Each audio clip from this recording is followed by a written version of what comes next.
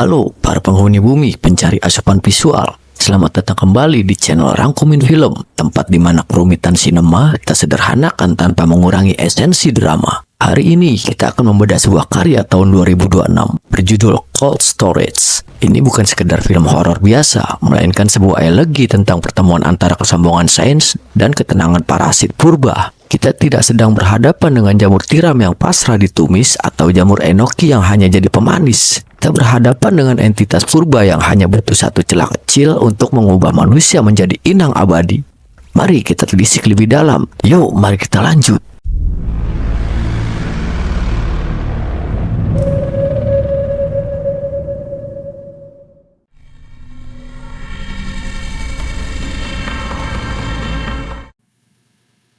Cerita kita buka di tahun 1979. Sebuah stasiun ruang angkasa kebanggaan NASA, Skylab, kehilangan gravitasi dan hancur setelah menghantam atmosfer. Sebagian besar lenyap terbakar, beberapa lainnya berhasil menghantam bumi dan diamankan pihak NASA. Yang tak mereka tahu, ada satu tangki O2 yang jatuh di Australia Barat yang akan menjadi awal petaka. 18 tahun sejak jatuhnya rongsokan Skylab di Australia Barat, tampak seorang warga sipil dengan kepanikan berlebih melaporkan kepada pihak terkait tentang teror yang terjadi di kotanya Kiwirkura, di mana di sini seorang peneliti mikrobiologi Dr. Hiro Martin yang tampaknya tak menjadi hero di film ini, yang sedang bertempat di Roma, Italia, menanggapi dan menindaklanjuti laporan tersebut. 27 jam setelahnya, Dr. Martin tiba di titik nol. Ia tidak sendiri, ia didampingi oleh Mayor Robert Quinn dan Kolonel Trini Romano dari DTRA atau Garis Depan Pertahanan Amerika terhadap ancaman biologis. Disinilah ironi terungkap. Tangki oksigen yang jatuh bertahun-tahun lalu ternyata ditemukan oleh seorang petani lokal. Dengan niat ingin membersihkannya, si petani tanpa sengaja memicu mutasi jamur purba yang tertidur di dalam tangki tersebut. Di mana faktanya, seluruh kota kini bukan lagi pemukiman, melainkan makam terbuka bagi jiwa-jiwa yang sekarat akibat spora.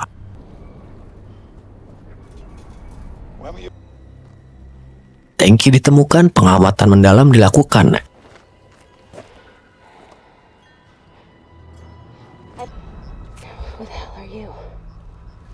Yang tak disadari Dr. Martin, tempatnya berpijak adalah hamparan spora yang sedang lapar. Jamur itu tidak butuh pintu gerbang untuk masuk.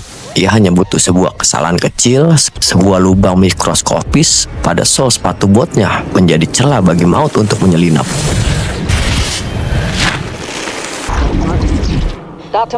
Pemandangan mengerikan tersaji di depan mata saat jasad manusia bukan lagi sekedar raga. Jamur ini tak hanya membunuh, ia berpesta di dalam rongga dada, mengubah organ menjadi amunisi spora yang siap sedia. Keajaiban biologis seringkali berjalan beriringan dengan kengerian yang hakiki. Jamur ini memiliki kecerdasan purba. Ia menguasai saraf inangnya hanya untuk satu misi, eksistensi. Inang yang telah mati dipaksa memanjat ke tempat tertinggi ke atas atap hanya untuk meledakkan diri dan menyebarkan keturunannya ke udara. Sebuah siklus reproduksi yang indah secara biologis, namun mengerikan secara kemanusiaan. Robert menginstruksikan untuk segera mengambil sampel dan meninggalkan tempat itu. Namun, sang dokter telah kehilangan otoritas atas raganya. Jamur merayap dalam senyap, menginfeksi saraf tanpa sisa, mengubah sang ilmuwan menjadi bagian dari wabah yang tersiksa. Tak ada pilihan lain bagi Dr. Martin selain mengakhiri hidupnya sebelum kesadarannya hilang sepenuhnya dan selamanya.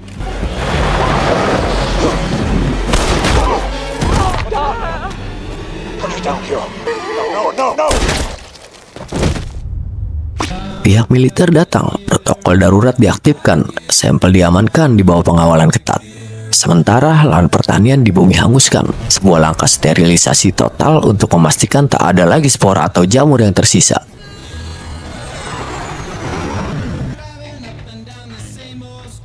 Sampel pun dikirim dan diamankan ke fasilitas Atkinson di Kansas yang berada puluhan meter di bawah permukaan tanah dengan suhu alaminya yang stabil.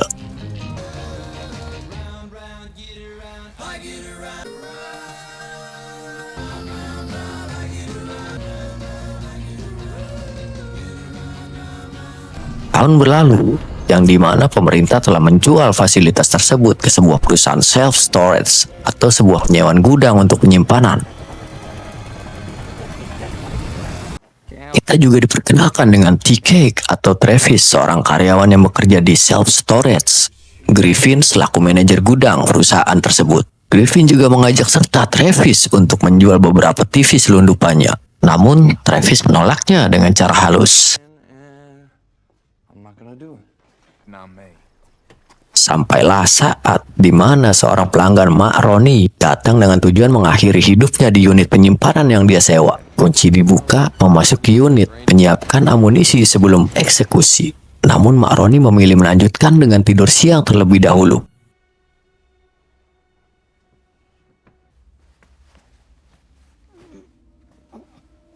Adegan berlanjut saat Travis dan Naomi, karyawan yang baru, memulai harinya. Mulai menyadari ada yang tak beres di koridor gudang. Suara alarm yang awalnya samar perlahan menjadi nyata dan mengancam. Atas saran Naomi, mereka mencoba mencari sumber suara di balik tembok dan menyarankan Travis untuk membobolnya. Travis dan Naomi berhasil meruntuhkan dinding pembatas hanya untuk menemukan bahwa di baliknya terdapat kenyataan yang lebih besar dari sekedar alarm yang mengganggu. Rasa ingin tahu kadang adalah kompas yang sering mengarahkan manusia tepat ke mulut bencana. Naomi memaksa Travis untuk masuk ke ruang bawah tanah yang lebih dalam, di mana tempat tersebut merupakan laboratorium penyimpanan Jabur purba dan telah lama tersegel. Sementara itu, di Raleigh, North Carolina, Robert Quinn menerima panggilan yang merubah suasana. Abigail, sang perwira militer, mengabarkan kenaikan suhu di tambang Kansas yang sudah lama tak terbaca. Robert tahu ini bukan sekedar kerusakan teknis atau angka biasa. Ini adalah kebangkitan jamur yang mampu beradaptasi dengan semesta. Robert pun meminta Abigail merahasiakan ini dan hanya bicara kepada Gordon Gray sambil menuntut akses transportasi khusus untuk segera menuju titik bencana.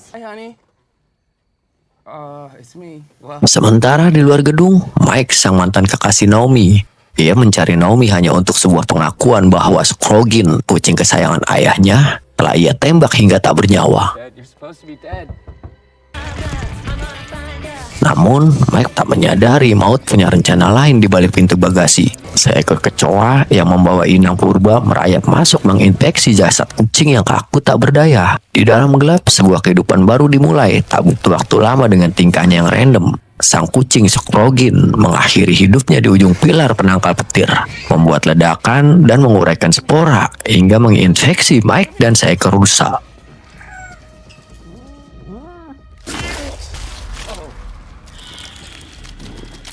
Kembali di kedalaman fasilitas, Travis dan Naomi telah mencapai ujung tangga tabung.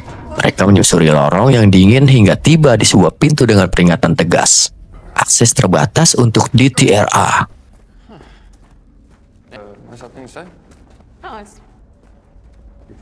Dengan sedikit paksa, Travis berhasil membuka gerbang rahasia itu, membawa mereka masuk ke sebuah laboratorium.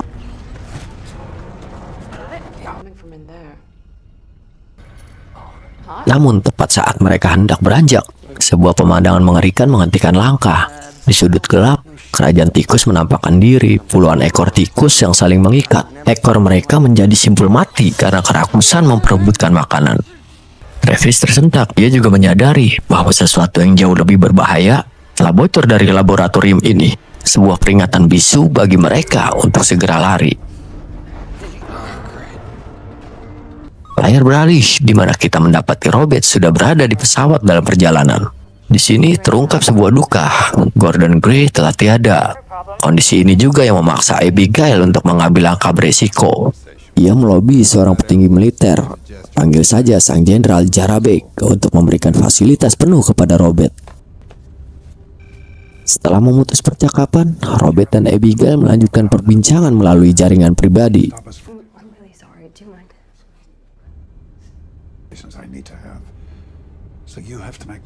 Robert juga memberi perintah kepada Abigail untuk menghubungi sang rekan Trini Romano dan menyiapkan barang nomor 7. Kembali ke Travis dan Naomi, di mana mereka dihadapkan pada rusa dengan kelakuan absurdnya, yang tiba-tiba memasuki lift, keluar lift, dan menabrakkan diri hingga membuat dirinya meledak.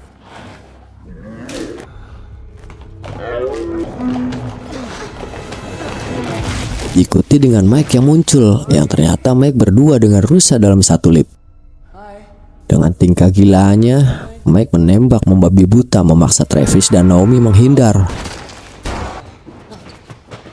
hingga akhirnya mereka bersembunyi di dalam satu unit penyimpanan.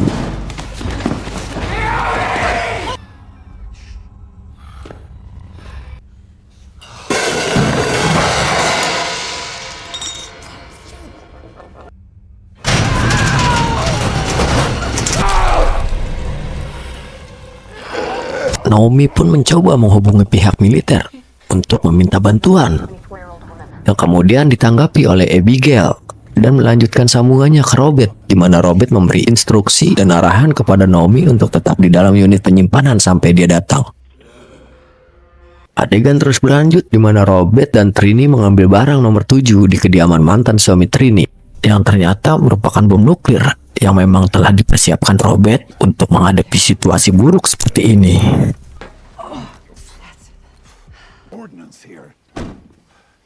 Hal yang tak terduga kembali terjadi, di mana Griffin dan kumpulan geng motornya tiba, mana dia dan kawannya ingin melakukan transaksi untuk TV selundupan yang dimiliki Griffin.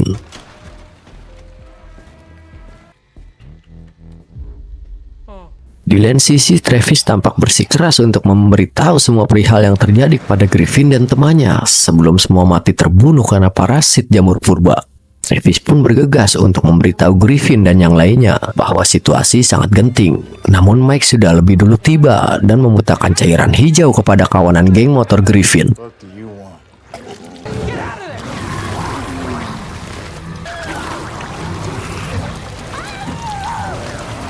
Mike juga menutup, mengunci unit penyimpanan tersebut dan melanjutkan memburu Travis, yang tak disangka Mak Ronnie dengan amunisinya berhasil menumbangkan Mike. Di satu sisi, Griffin dan rekan lainnya menyadari adanya peluru yang ditembakkan. Dia pun bersiaga untuk mencari tahu.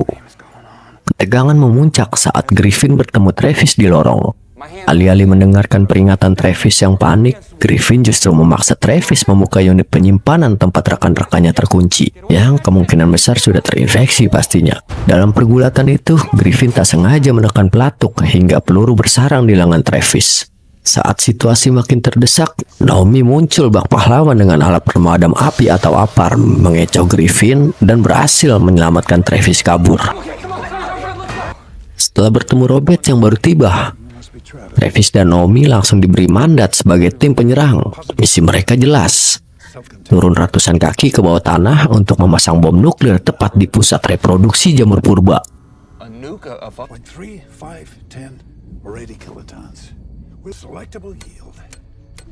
Sembari mereka turun, Robert berjaga di pintu keluar. Ia memastikan tidak akan ada satu inang pun yang terinfeksi bisa lolos dengan merusak semua kendaraan di lokasi. Di saat yang sama, Abigail memonitor melalui radar suhu tubuh dan mendeteksi adanya infeksi pada salah satu rekan Griffin yang mencoba kabur. Robert terpaksa mengeksekusinya. Meski di tengah aksi tersebut penyakit punggungnya kumat, namun Robert tetap dalam posisi siaga, siap menyerang dengan senapan serbu di tangannya. Sementara di dalam fasilitas, Griffin tampaknya telah berhasil membuka unit penyimpanan di mana salah seorang rekannya meledak paksa karena reaksi jamur.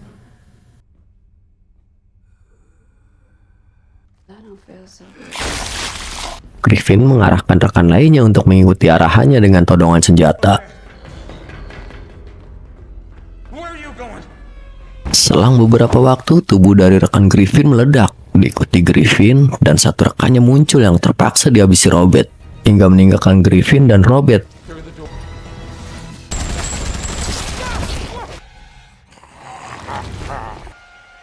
Robert yang tampaknya kehabisan amunisi berhasil dikendalikan Griffin. Namun di saat bersamaan, Trini datang dan berhasil melumpuhkan Griffin dengan timah panasnya. Di tempat lain, di dalam fasilitas, Travis dan Naomi berhasil mencapai titik pusat jamur.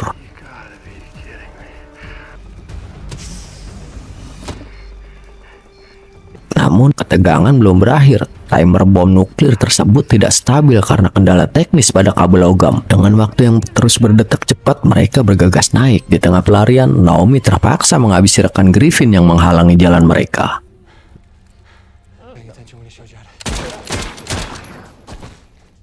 Tepat sebelum ledakan terjadi, Travis, Naomi, Robert, dan Trini berhasil berkumpul dan memacu langkah menjauhi zona maut. Bom meledak, melenyapkan fasilitas beserta seluruh spora jamur purba di dalamnya.